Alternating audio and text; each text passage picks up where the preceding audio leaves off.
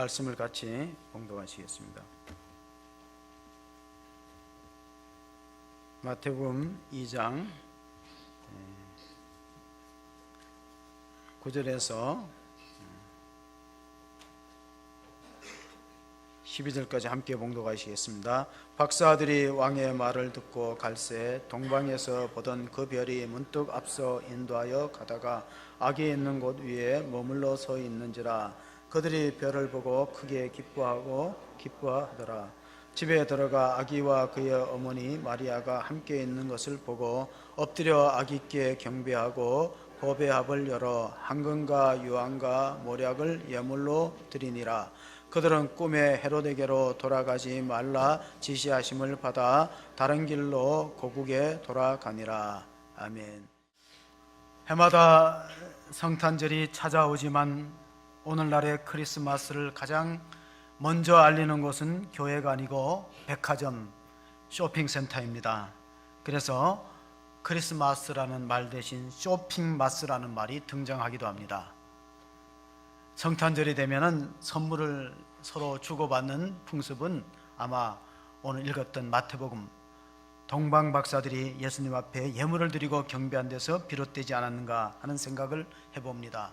미국의 단편 작가 가운데 오헬리가 크리스마스 선물이라는 제목의 단편을 발표했습니다. 짐과 델러라는 아주 의가 있고 사랑이 깊은 부부지만은 가난했어요. 성탄절이 다가오자 선물을 뭘 할까 생각하다가 남편은 우리 아내가 아름다운 금발이 있으니까 머리에 예쁜 핀을 꼽으면 더 멋있겠다 하고 자기가 갖고 있는 시계를 팔아서 아내 선물을 마련했어요. 또 아내 델라는 남편이 시계가 줄이 고장나서 시계줄을 갖지 못해서 호주머니에 넣고 시계를 꺼내보는 게 불편해 보이니까 내가 멋진 시계줄을 사서 남편의 시계에다가 선물로 줘야 되겠다 하는 생각을 갖고 있는데 가진 게 없어서 자기 금발 머리를 잘라서 시계줄을 샀는데 만나서 서로 성탄 선물을 주려고 하니까 소용이 없게 되었어요. 그러나 그들은 서로의 사랑을 확인하고 기쁨에 눈물을 흘렸다. 감격하는 그런 모습을 우리가 작품을 통해서 읽을 수 있습니다. 천국을 경험하고 싶으면 가까운 사람을 사랑하십시오. 지옥을 경험하고 싶으면 가까운 사람을 미워하십시오. 천국과 지옥은 가장 가까운 사람을 사랑하느냐 미워하느냐에 따라서 경험되어지는 것입니다. 영국의 석학이라는 영국의 기독교 변증 교수였던 C.S. 루이스가 내가 이 땅의 모든 것을 가져도 만족할 수 없고 이 세상의 모든 것들이 내 마음을 채워주지 못하는 이유는 내가 이 세상에만 살도록 지음받지 않았다는 거예요. 여러분 만족하십니까? 내가 모든 것을 다 가져도 만족하지 못하는 이유는 하나님이 우리를 짓되 이 세상에서만 살도록 짓지 않고 다음 세상에도 살도록 지음을 받았다는 것입니다. 그래서 우리는 이 성탄절의 가장 중요한 의미가 뭐냐? 크리스마스라는 것은 크리스는 그리스도란 뜻입니다. 마스는 미사 예배입니다. 예배하는 것이 이 성탄절의 가장 본질이에요. 오늘 우리가 마태복음 2장 2절 앞절에 보면은요, 동방 박사들이 그 먼 길을 가는 이유가 유대인으로 왕으로 나신 이가 어디 계시냐? 우리가 동방에서 그의 별을 보고 그에게 예배하기 위해서 그 먼 거리를 위험하고 오랜 시간 여행하여서 베들레헴에 도착한 것을 볼 수 있습니다. 그러나 거짓된 예배자가 있어요. 헤로드 왕은 예수님이 태어난 것을 알려달라고 요청을 하지만 실제로 마태복음 2장 8절에 보면은 나도 가서 그에게 경배한다 하는 것은 위장된 말이에요. 베들레헴으로 보내며 이르되 동방 박사들을 보내며 가서 아기에게 대하여 자세히 알아보고 찾거든 내게 거하여 나도 가서 그에게 경배하게 하라. 왜? 잡아서 죽이려고. 또 다른 왕이 태어났다면 자기의 자리가 위험하다는 것을 느끼면서 예배를 방해하는 사람이 있어요. 또 서기관과 제사장들은 예수님이 베들레헴에 태어날 걸 성경을 통해서 알지만은 그러나 아기 예수 태어난 데 대한 기쁨이 없고 경배가 없습니다. 세 종류의 사람이 있어요.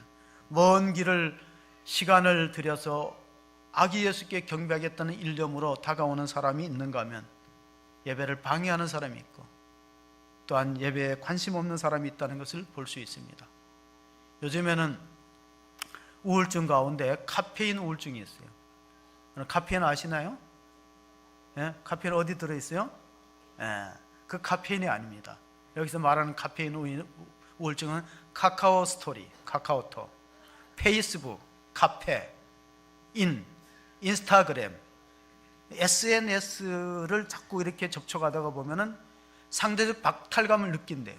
다른 사람은 다 행복해 보이는데 자기는 뭔가 부족하다는, 그게 카페인 우울증이에요. SNS로 말미암는 것이죠. 커피를 다 즐겨 마시는데 커피에 에스프레소가 있는데 에스프레소의 이름이 뭐냐면은 커피의 심장이라는 뜻이래요. 왜냐하면 모든 것이 에스프레소로부터 나온다는 거예요. 물을 부으면은 아메리카노가 되고, 우유를 타면 라떼가 되고, 초콜릿 가루를 뿌리면 카푸치노가 되고, 카라멜 시럽을 넣으면 카라멜 마키아토가 되고, 초콜릿 시럽을 넣으면 뭐가 되나요? 초콜릿 시럽을 넣으면 카페 모카가 되죠. 아이, 그걸 모르시면 어떡하십니까? 그게 뭐냐? 에스프레소가 뭐라고요? 커피의 심장이에요. 그럼 이 크리스마스의 심장은 예수님인데 예수님이 빠져버린 성탄절이 많다는 거예요. 어제 우리가 선극을 보았습니다. 선극의 제목이 어느 날 밤에 손님, 부제가 귀한 손님으로 오신 분인데, 성탄절의 주인공이 예수님인데 아무도 환영하거나 반겨하지 않는다는 그런 내용이잖아요. 방 한 칸조차 내어주지 않고 마구간에다가 방치해버린 그때의 모습이나 오늘의 모습이나 흡사하지 않습니까? 동방박사는 우리 어저께 선곡에는 집사님들이, 여집사님들이 3명인데 원래는 여성일까요? 남성일까요? 여성이나 남성인가 이게 중요한 건 아닙니다. 무엇이냐? 예배하고자 하는 그 간절한 마음이 있느냐가 중요하죠. 원래 이것은 낭독극으로 우리 집사님이 다 연출하고 각본을 썼는데 출연진들이 너무 열심을 내갖고 이게 낭독극이 아니고 실제로 선곡이 되었다는 이야기를 들었어요. 맞습니까? 네, 아멘. 그래요. 열심을 이겨낼 방법은 없어요. 어떤 가수가 그런 말을 했어요. 프로는 연습이다. 프로가 다른 게 연습을 열심히 하면은 프로가 될 수 있다는 거예요. 그런데 이 동방박사가 3사람으로 알려졌는데 중세 전승에 의하면 1명이 더 있대요. 그 사람 이름이 알타반인데, 알타반은 왜 3명의 동방박사와 합류를 못했느냐? 그들은 예루살렘에서 베들레헴으로 가기로 했는데 그 만나는 곳에 알타반이 가다가 자기도 아기 예수께 예물을 준비했는데 3가지를 준비했대요. 사파이어를 준비했는데 어느 유대인 사람이 열병으로 고생했어요. 선한 사마리아 같은 마음을 가지고 그 열병으로 고생하는 자를 치료하는 데 경비로 썼다는 거예요. 그리고 조금 가다가 이제 겨우 베들레헴에 도착하니까 만나기로 했던 3명의 동방박사는 이미 가버리고 그 지역에 2살 난 아이를 막 죽이는 대학살이 일어나는 거예요.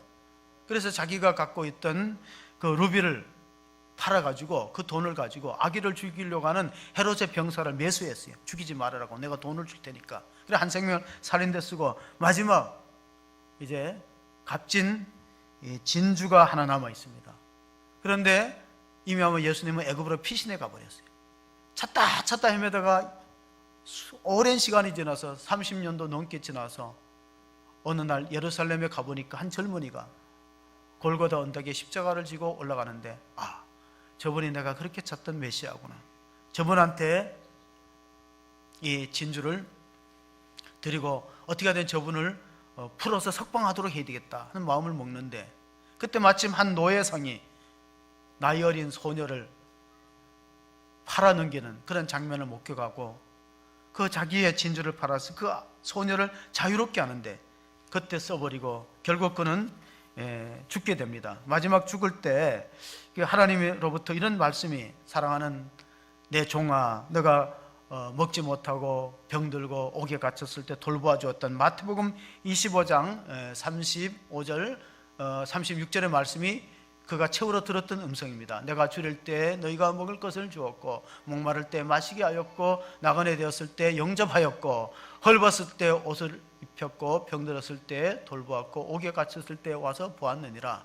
알타바는 직접 예수님께 뭔가를 드리지 못했지만 정말로 고통과 소외 속에서 질병 가운데 신음하는 이웃을 돌보는 것이 곧 나에게 한 것이다는 주님의 칭찬을 받았습니다.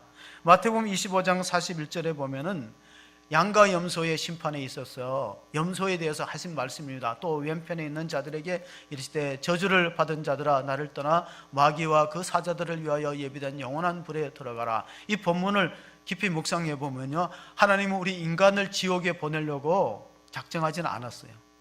여기 이 본문을 자세히 보면 마귀가 지옥에 들어가는 거예요. 하나님을 떠나고 하나님을 대적했던 마귀가 지옥에 들어가도록 되어 있는데 혼자 들어가지 않고 끌고 들어간다는 거예요. 마귀와 그 사자들을 위하여 예비된 지옥에 들어가라는 것은, 마귀는 우리를 믿음에서 실족하고 시험 들고 떨어뜨려서 자기 혼자 지옥 들어가면 배가 아프니까 인간의 영혼을 끄집고 들어갑니다. 그러면 누가 마음이 상하냐면 하나님이 속상해하는 거예요. 그게 마귀의 목적인 것이죠. 우리는 왜 구주 성탄에 유아 세례를 베푸느냐, 이 기쁘고 즐거운 날에. 그런데 예수님이 오신 목적이 있어요. 마가복음 10장 45절을 보시면 같이 봅니다. 인자가 온 것은 섬김을 받으려 함이 아니라 도리어 섬기려 하고 자기 목숨을 많은 사람의 대속물로 주려 함이니라. 예수님이 이 땅에 육신 입고 오신 목적이 거기 있는 거예요. 자기를 내어주기 위해서. 예수님이 태어나신 곳이 베들레헴인데, 베들레헴은 히브리 말로 떡집이라는 뜻이에요. 떡집. 벳이라는 말은 히브리 말로 집이라는 뜻이고 레헴은 떡이에요. 그리고 실제로 예수님은 오병이어의 기적을 행사하셨어요. 오병이어의 기적을 베푸시고 났을 때 그 남은 광주리가 12광주리가 채워졌을 때 많은 유대인들이 이분이야말로 우리를 경제적인 문제에서 해결해 줄 분이다. 이분을 임금으로 모셔야 되겠다. 그 말씀이 요한복음 6장 14절 15절에 있습니다. 그 사람들이 예수께서 행하신 이 표적을 보고 말하되 이는 참으로 세상에 오실 그 선지자라 하더라. 15절 그러므로 예수께서 그들이 와서 자기를 억지로 붙들어 임금으로 삼으려는 줄 아시고 다시 혼자 산으로 떠나가시니라. 옛날이나 지금이나 경제 문제만 해결하면은 대통령도 인기가 높고 임금이 될 수 있어요. 어느 아프리카 추장 마을에서 추장을 뽑는 선거가 있었는데 어떤 사람이 추장으로 당선된지 아십니까? 여러분, 내가 추장이 되면 여러분 살맛 나는 세상을 만들어 주겠습니다 그랬어요. 식인종 불화기 때문에 그런 거예요. 식인종들은 뭐를 먹어요? 사람을 먹고 살을 먹잖아요. 그래서 내가 살맛 나는 세상을 만들어 주겠다 하는데 예수님도 그 비슷한 말씀을 하셨어요. 요한복음 6장 51절 나는 하늘로서 내려온 살아있는 떡이니 사람이 이 떡을 먹으면 영생하리라. 내가 줄 떡은 곧 세상의 생명을 위한 내 살이니라 하시니라. 자, 이 말씀을 듣고 임금으로 모실 생각이 싹 사라져 버린 거예요. 아니, 이분이 오면 우리 경제적인 문제를 해결해 줄 것이라 생각했는데 마치 우리가 식인종이냐, 내 살을 떼어주겠다, 이게 무슨 말이냐. 그리고 나서 많은 사람들이 예수님을 떠나가 버렸어요. 이 정신 나가고 미친 사람 아니냐, 그가 우리를 위해서 자기 살을 주겠느냐. 그런데 예수님은 하늘에서 내려온 산떡이니 이 떡을 먹는 자는 영생하리라는 말씀을 여러 차례 하시고 마지막에 제자들에게도 질문을 하셨습니다. 요한복음 6장 67절 68절을 보시면은 예수께서 12제자에게 이르시되 너희도 가려느냐. 같이 한번 읽어봅니다. 시몬 베드로가 이르되 대답하여되 주여 영생의 말씀이 주께 있사오니 우리가 누구에게로 가오리까. 교회를 끝까지 다니는 사람은 예수님한테 영생의 말씀이 있다는 목적을 두는 사람만이 끝까지 남습니다. 나머지는 다 중간에 도태됩니다. 두고 보세요. 이런저런 이유로, 내가 좀 교회 다니면서 교양을 쌓겠다는 이유로 나오는 사람도 중간에 낙오됩니다. 사람과 인간관계 교제를 넓히겠다 나오는 사람도 사람 때문에 시험지고 떨어집니다.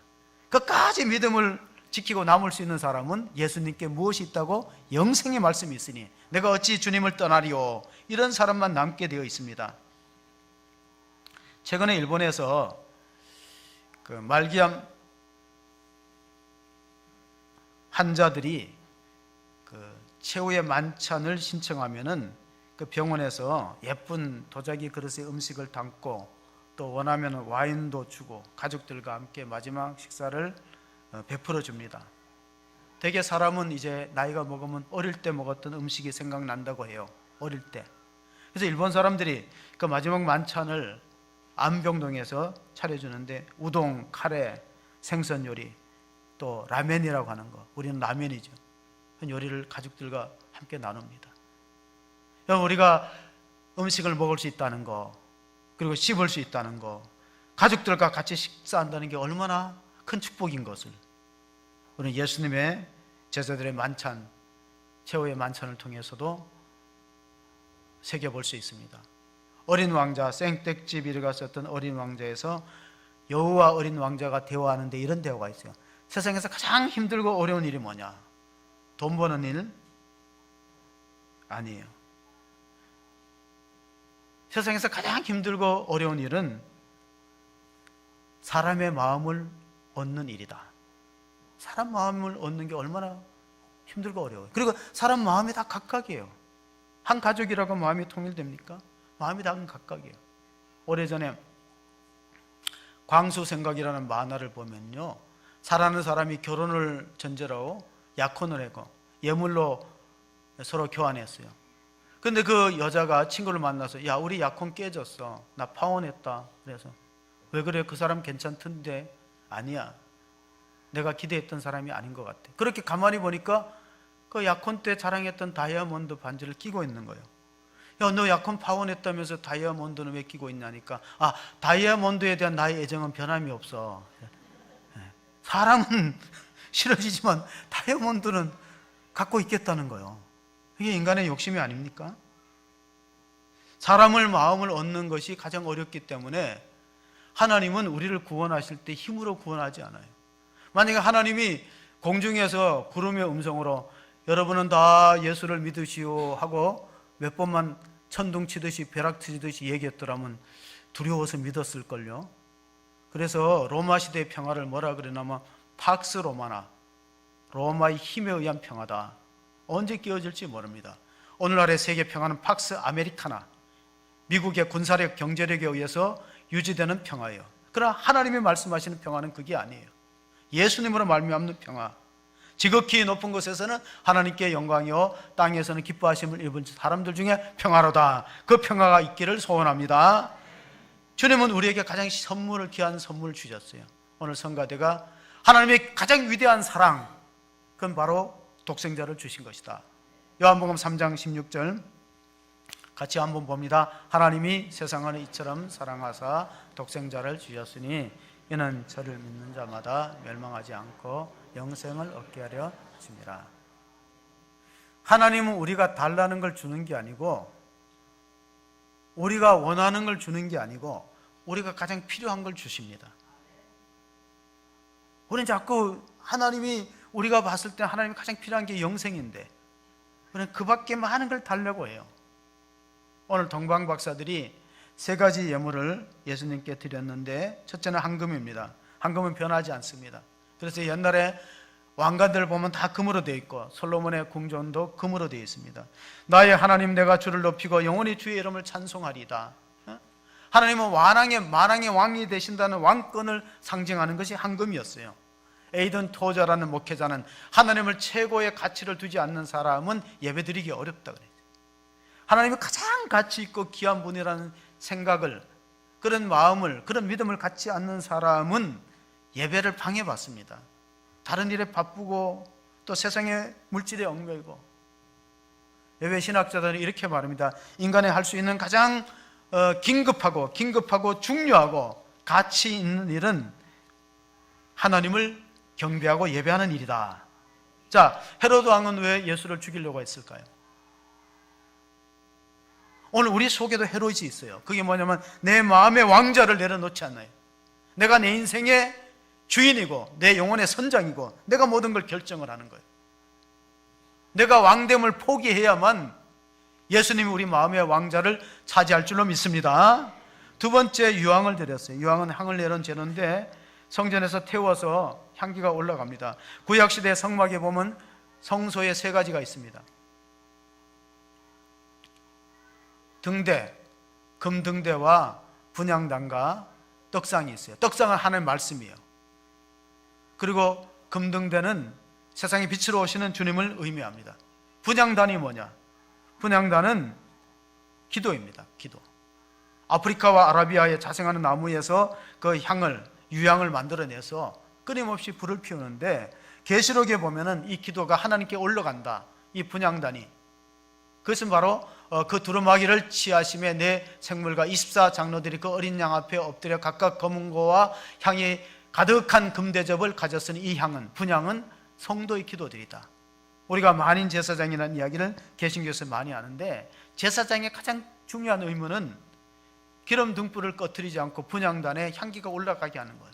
근데 우리가 기도하지 않고 제사장이라는 주장은 별 의미가 없어요. 정말 내가 기도에 끊임없는 기도, 쉬지 않는 기도가 있는가? 리전트 신학교 학장이었던 제임스 호스턴은 기도를 정의하기를 프렌드십 위드 갓이다, 하나님과 우정이라는 정을 했어요.